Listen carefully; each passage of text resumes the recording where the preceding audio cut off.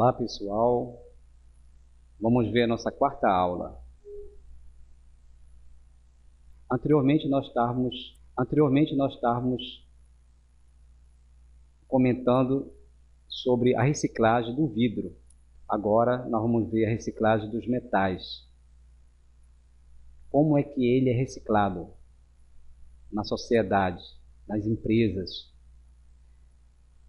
O metal, conhecido desde a antiguidade, os metais são materiais de elevada durabilidade, resistência mecânica e facilidade de conformação. Na Roma antiga, os soldados recolhiam as espadas deixadas nas trincheiras para que fossem usadas na fabricação de novas armas atualmente utilizadas, principalmente na fabricação de estruturas e embalagens em geral. Os metais encontram-se divididos em dois grandes grupos, quais sejam os ferrosos, compostos basicamente de ferro e aço, e os não ferrosos. O aço no Brasil é produzido a partir do minério de ferro, com a utilização do carvão vegetal como redutor. Não existindo impurezas, as chapas geradas são de excelente qualidade, possuindo preços altamente competitivos no mercado internacional. A qualidade da sucata brasileira também é muito boa. Em 1990, somente a reciclagem de sucata metálica gerou uma economia da ordem de 1.700.000 barris de petróleo ao Brasil, que é o segundo maior produtor de minério de ferro e o sexto maior consumidor, absorvendo 26% da sua produção. Por outro lado, somos o sexto maior produtor mundial de aço e reciclamos 27% do nosso consumo interno. Os processos de fabricação do aço. Podemos ver o processo primário. Por exemplo, o metal primário é obtido pela redução do minério ao estado metálico, com a utilização de redutores como carvão. O processo é realizado a altas temperaturas, com consumo elevado de energia. Já em relação ao processo secundário do aço, ou melhor, do metal, o metal secundário, ele é obtido pela fusão do material usado, ou seja, em outras palavras, a sucata, com menor consumo de energia. A grande vantagem da reciclagem é evitar os custos elevados referentes à etapa de redução do minério a metal. Esta etapa do processo de fabricação implica no transporte de grandes volumes de minério, além de instalações caras destinadas à produção em grande escala. As sucatas não ferrosas, como exemplo, temos o alumínio, o cobre, o chumbo, o zinco, estânio, níquel, prata e magnésio, são consideradas as de maior importância comercial, pelo elevado custo de extração destes materiais. É também grande a procura por sucatas de ferro e aço, inclusive pelas grandes usinas siderúrgicas e fundições. Continuando ainda sobre a fabricação dos metais, ou melhor, a reciclagem dos metais. A sucata é a matéria-prima de empresas produtoras de aço, que não contam com o processo de redução, correspondendo estas a cerca de 20% da produção nacional de aço. Além disso, inúmeras fundições de pequeno porte, instaladas nas áreas industriais urbanas, dependem da reciclagem dos metais, principalmente os ferrosos. No caso do lixo, a desvantagem da reciclagem dos metais está no fato de que estes materiais estão misturados a outros e, mesmo quando separados, frequentemente é necessário que se realize operações complementares, como a eliminação do óleo de usinagem. Devido à sua grande diversidade, a triagem da sucata de metal presente no lixo urbano deve ser o mais eficiente possível, garantindo um bom aproveitamento do material. O Brasil importa sucata de outros países ao mesmo tempo que promove o seu subaproveitamento interno,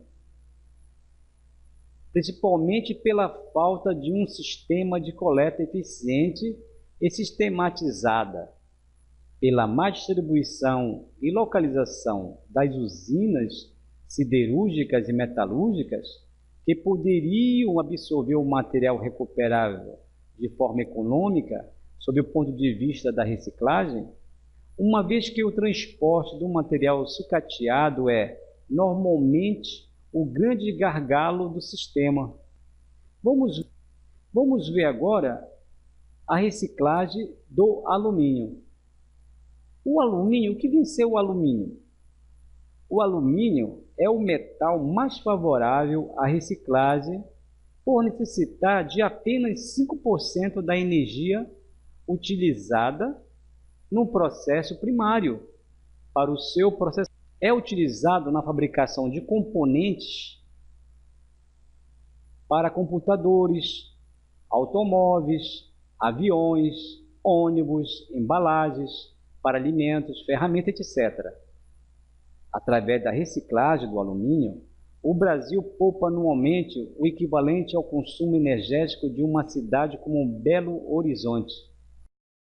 Em 1995, havia uma expectativa de que as latas de alumínio chegariam a representar 14% do mercado de embalagens para bebidas. No entanto, mesmo com o crescimento do setor, as garrafas continuam dominando este mercado. Apesar disso, neste mesmo ano, somente este setor movimentou 30 milhões de dólares na reciclagem de 31 mil toneladas de latinhas. Aproximadamente 2.000 empresas de pequeno e médio porte estão envolvidas no processo de reciclagem das latinhas de alumínio, além de Alcan e da Latasa, que dividem metade do mercado de reprocessamento. O problema principal encontrado pelas indústrias de reprocessamento encontra-se na eliminação das impurezas.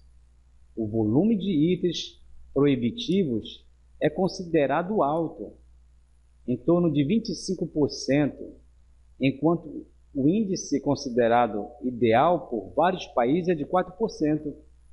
Este fato fez com que as indústrias vinculassem o valor pago pelo produto ao percentual de contaminação dos mesmos, fazendo com que a taxa média de material proibitivo encontrado caísse para 8%, com tendência a diminuir ainda mais. Segundo a ABAL, que significa Associação Brasileira de Alumínio, em 1996, o Brasil reciclou 70% das latinhas de alumínio produzidas, 8% a mais que o índice alcançado pelos Estados Unidos no mesmo período, que atua nesta área há 27 anos, enquanto o Brasil começou de forma efetiva há aproximadamente 5 anos. O alumínio é produzido pela eletrólise da alumina, obtida do minério bauxita. Aproximadamente 4 toneladas de bauxita são necessárias para a produção de 1 tonelada de alumínio, que é suficiente para a produção de 60 mil latas de bebida de 33 calorias. A produção do alumínio requer grande quantidade de energia.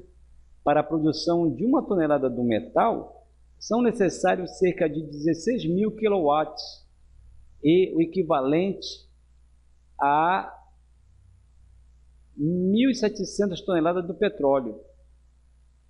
O uso de material reciclado pode economizar até 95% de energia. Aproximadamente, com relação às pilhas, 670 milhões de pilhas são produzidas anualmente no Brasil, isso em 1993, estatisticamente falando, sendo a maior parte de pilhas zinco-carvão e alcalinas. A reciclagem de pilhas visa a recuperação do seu elemento químico principal, no caso do zinco e manganês, por exemplo. Sua recuperação utilizando-se os métodos convencionais requer de 6 a 10 vezes mais energia do que é necessária para a fabricação do produto. Atualmente, a legislação brasileira prevê o retorno das pilhas utilizadas ao fabricante com a finalidade de serem recuperadas ou destinadas adequadamente. Enquanto isso, alguns países da Europa já possuem centros de recuperação para pilhas e baterias utilizadas em relógios e equipamentos fotográficos. No processo de recuperação, os componentes químicos são selecionados, destilados, condensados e recuperados, retornando então ao processo produtivo. Quanto às lâmpadas fluorescentes, nas cidades brasileiras, mais de 30 milhões de lâmpadas fluorescentes são descartadas anualmente. Sua disposição inadequada pode representar cerca de 450 kg de mercúrio lançado no meio ambiente. No processo de reciclagem das lâmpadas, o vidro é separado do soquete e descontaminado, retornando para a produção de novas lâmpadas ou sendo utilizado na composição de esmalte para vitrificação de cerâmicas. O soquete é comercializado como sucata de alumínio e o mercúrio é filtrado e encaminhado às indústrias produtoras de cloro-soda, pilhas, baterias e lâmpadas. Com relação ao planejamento da coleta seletiva, a coleta seletiva é parte integrante do processo de reciclagem de resíduos e seu sucesso depende de um prévio planejamento, onde deve-se avaliar e definir as metodologias que poderão produzir os melhores resultados. Um programa de coleta seletiva deve ser parte de um sistema amplo de gestão integrada de resíduos sólidos que deve contemplar a triagem, coleta e disposição final. Materiais a serem reciclados. Deve-se definir claramente quais materiais se pretende recuperar,